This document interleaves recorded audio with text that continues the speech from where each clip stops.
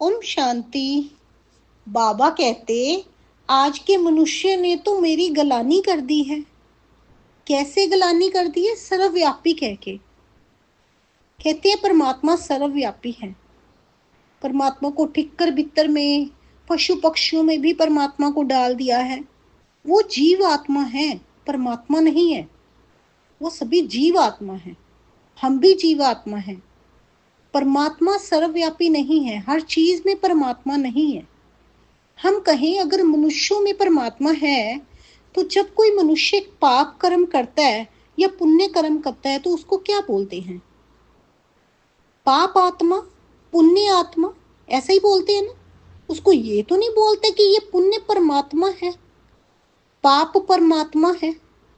जरा सोचिए, ऐसा बोलते हैं? नहीं बोलते ना। क्या बोलते हैं?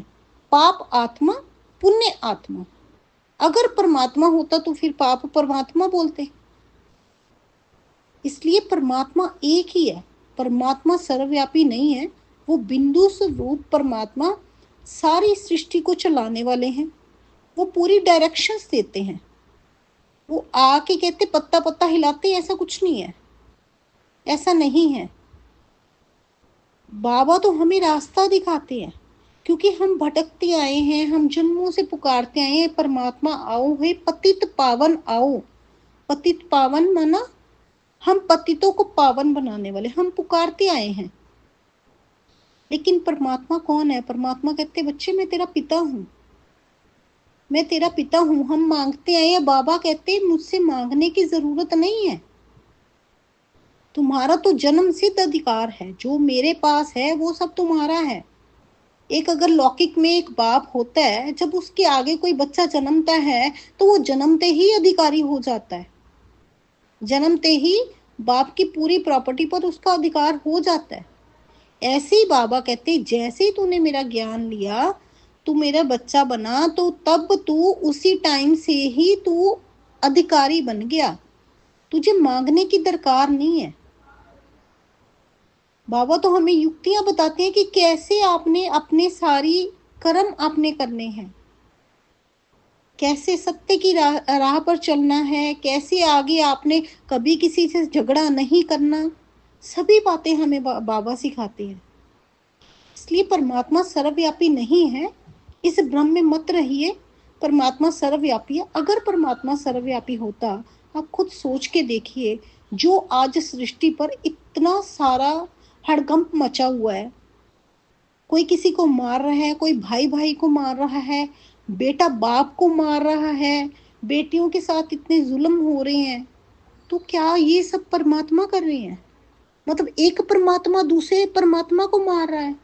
आप सोच के देखिए, कमेंट कीजिएगा इस बात पे कि एक परमात्मा दूसरे परमात्मा को मार रहा है। इसलिए परमात्मा सर्वव्यापी नहीं है।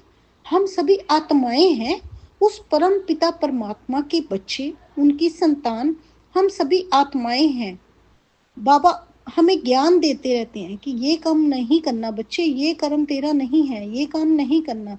लेकिन जो गलत कर्म में फिर भी फंसे रह जाते हैं, उसका कहते हैं ना, पाप के भागी बनते हैं, तो कर्मों का भुगतान तो करना ही पड़ेगा। जैसा कर्म किया, कर्म ही साथ जाने हैं और कुछ भी साथ नहीं जाना है।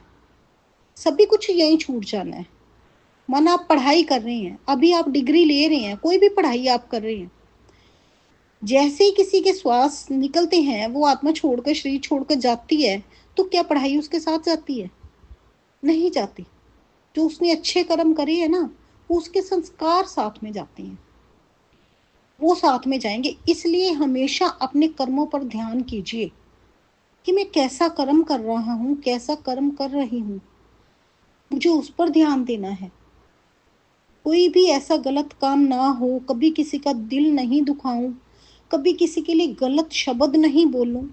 इन सभी चीज़ों पर हमने ध्यान रखना है। ये बाबा रोज मूल्यों में हमें यही सिखाते हैं। अगर आप भी सीखना चाहते हैं, आप अपने नियरेस्ट ब्रह्मा कुमारी सेंटर्स में जाएं और अपने सभी सवालों के जवाब पाएं, क्योंकि मुझे तो अपने सभी सवालों के जवाब यहाँ से मिले हैं।